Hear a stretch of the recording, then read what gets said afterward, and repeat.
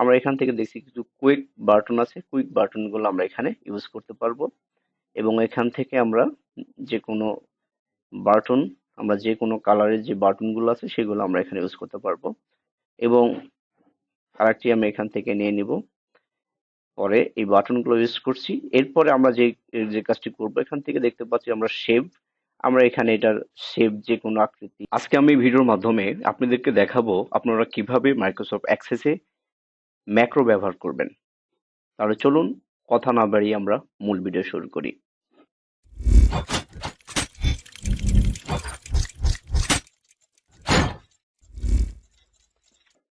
আমার পূর্বে একটি প্রজেক্ট প্যারোল, এই প্রজেক্টটিতে আমি ম্যাক্রো ব্যবহার করব। তাহলে আমি ডেস্কটপ থেকে আমি আমার পূর্বে একটি তৈরিকৃত প্রজেক্ট ওপেন করছি। আমি এখন এই প্রজেক্টে আমি একটি ম্যাক্রো ব্যবহার করব। এখন ম্যাক্রো ব্যবহার করতে হলে আমাদের যে কাজটি করতে হবে, আমরা প্রথমে যাব ক্রিয়েট অপশনে। আমরা উপরে দেখতে পাচ্ছি যে ক্রিয়েট অপশন থেকে আমরা চলে আসব ম্যাক্রো। আমরা এখানে দেখতে পাচ্ছি যে ম্যাক্রো, এই ম্যাক্রোকে আমি এখানে ক্লিক করব। ক্লিক করার পরে আমরা এখানে দেখতে পাচ্ছি যে এখান থেকে ড্রপ ডাউন মেনু থেকে আমরা যেই বা ফর্মটি ওপেন করতে চাচ্ছি সেই ফর্মটি আমরা এখানে সিলেক্ট করে দেব।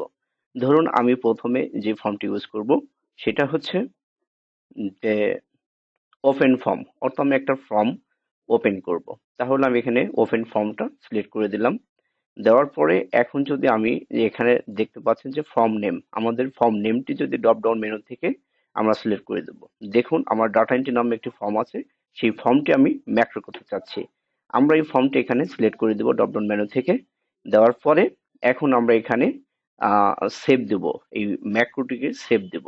এখন ম্যাক্রো সেভ দিতে হলে এখানে দেখেন সেভ অ্যাজ, এখানে ম্যাক্রো নেম আছে, আমরা একটা ম্যাক্রো নেম দেব। আমরা এটা নেম দেব data entry, data entry, data entry. আমরা এটাকে নেম দিয়ে জাস্ট আমরা ওকে পেস্ট করব। এরপরে আমরা এখান থেকে বের হয়ে আসব। এরপরে আবার আবার আমরা ক্রিয়েট অপশনে যাব।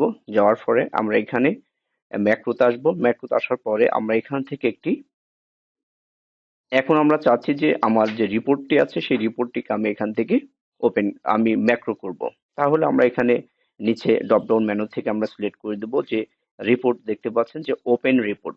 ওপেন রিপোর্ট আমরা সিলেক্ট করার পরে আমরা এখান থেকে ড্রপ ডাউন থেকে চেক করে দেব যে স্লিপ, অর্থাৎ আমার এখানে একটা রিপোর্ট আছে যে স্লিপ, আমি স্লিপটা এখানে সিলেক্ট করে দেব। দেওয়ার পরে আমরা বরাবরের মতো আবারও সেভ অপশনে যাব। যাওয়ার পরে আমরা ম্যাক্রোর নাম দেব। এখানে লিখব যে পে স্লিপ, পে স্লিপ। লেখার পরে আমরা এখানে ওকে পেস্ট করব। দেওয়ার পরে আমার এখন পে স্লিপ নামে আরেকটি ম্যাক্রো এখানে তৈরি হয়ে গেছে। এখন আমরা এটাকে এখান থেকে আবার আমরা চলে যাব। যাওয়ার পরে আবার আমরা ক্রিয়েট অপশনে যাব। যাওয়ার পরে আবার ম্যাক্রোতে আসবো। আসার পরে আমরা এখান থেকে আমি চাচ্ছি যে আমার কোয়ারি যে টেবিলটা আছে সেটা আমি এখান থেকে ওপেন করাবো। এখন তাহলে আমি কোয়ারি এখান থেকে আমার যে দেখতে পাচ্ছি ওপেন কোয়ারি, এই ওপেন কোয়ারি আমি সিলেক্ট করে দেবো এখানে ড্রপ ডাউন থেকে। দেওয়ার পর আমরা এখান থেকে চেক করে দেবো যে আমার কোয়ারি ডাটা নামে একটি টেবিল আছে, সেটাকে আমি ওপেন করব। এখানে আমরা এটাকে সিলেক্ট করে দেব। দেওয়ার পরে এখন আমরা যে কাজটি করবো এটা আমরা সেভ করে দেব। বরাবরের মতো আবার সেভ অপশন যাব। যাওয়ার পরে এখান থেকে আমরা ম্যাক্রো লিখে দেব যে কোয়ারি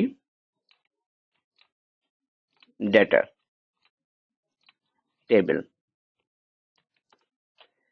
এখন আমরা এখানে এটা ওকে বেস করব।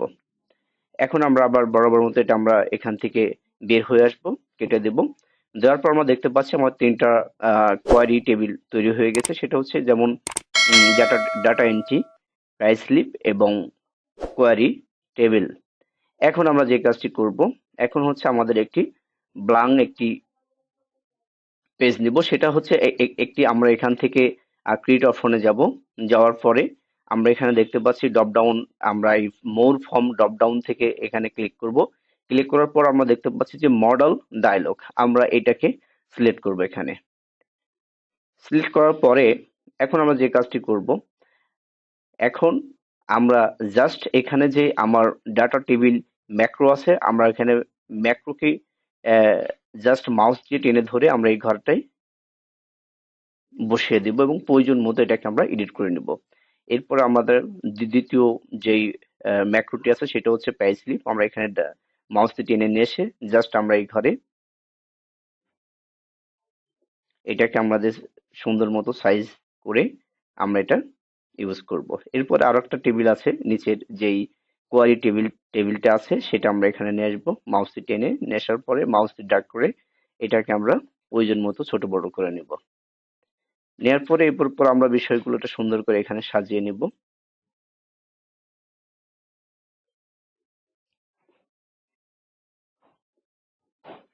এটাকে আমরা সুন্দর করে সাজিয়ে নিব। তারপরে আমরা এটাকে সাইডে রাখবো। এখন আমরা এটাকে একটু উপরে উঠিয়ে দিব। দেওয়ার পরে এটাকে আমরা একটু ছোট করে নেব।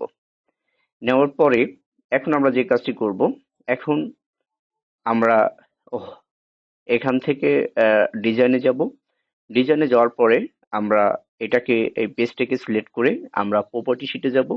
যাওয়ার পর আমরা অল প্রপার্টিসে আসবো। আসার পরে আমরা এখান থেকে জাস্ট পপ অফ ইয়েস করা আছে, এটাকে আমরা যদি সেভ দিয়ে যদি এখন আমরা এটার ফর্মের নাম দিব, আমরা এটাকে নাম দিব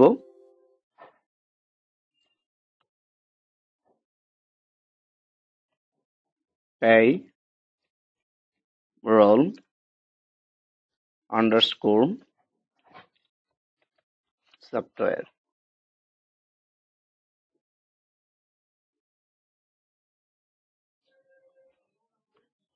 সফটওয়্যার এখানে জাস্ট আমরা ওকে পেস্ট করব। ওকে পেস্ট করার পরে আমরা যদি এটাকে এখন ফ্রম ভিউ করি তাহলে সে দেখতে পাবো যে আমার ভিউটা এভাবে আসছে। এখন যদি আমরা এটাকে ক্লিক করি দেখতে পাচ্ছি যে আমার যেই পেরোল ডাটা এন্ট্রির যে ফর্মটি আছে সেটা আমরা এখানে দেখতে পাচ্ছি। তারপরে আবার যদি আমরা এখানে স্লিপটা দেখতে পাচ্ছি যে স্লিপ আছে, যেটার পেজ স্লিপ যেটা, সেটাকে আমরা এখান থেকে দেখতে পাচ্ছি যে, এবং কোয়ারি দেখতে চাইলে আমরা কোয়ারিতে এটা টোটাল ডাটা ডিটেলস গুলো আমরা এখানে খুব সহজেই দেখতে পাবো। এখন যদি আমরা এটাকে ওকে পেস্ট করি, তারপরে আবার আপনি এটা, এখন আমি যে কাজটি করব সেটা হচ্ছে এটার আমরা চাইলে এটার ব্যাকগ্রাউন্ড কালারটা একটু ডিজাইন করতে পারি।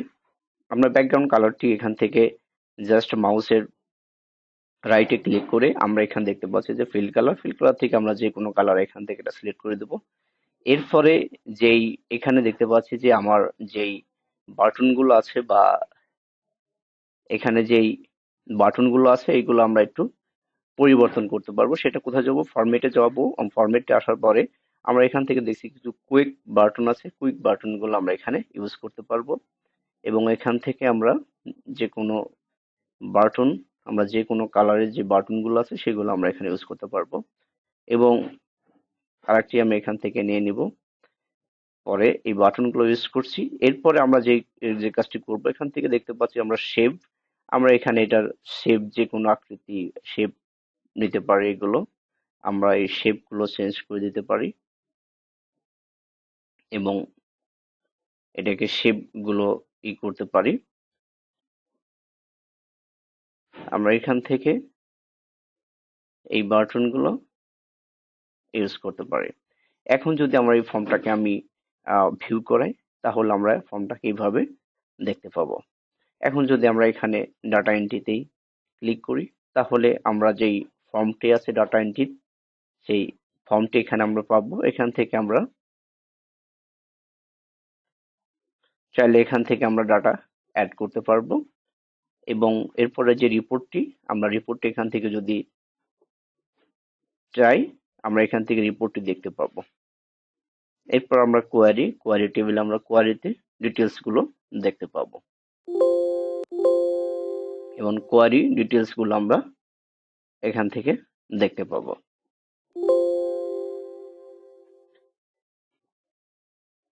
তাহলে আপনারা এইভাবে খুব সহজে একটি ম্যাক্রো তৈরি করে এবং এই ম্যাক্রো দ্বারা বাটনগুলোকে খুব সহজভাবে নিয়ন্ত্রণ করতে পারবেন। তাহলে সকলকে ধন্যবাদ আমার ভিডিওটা দেখার জন্য।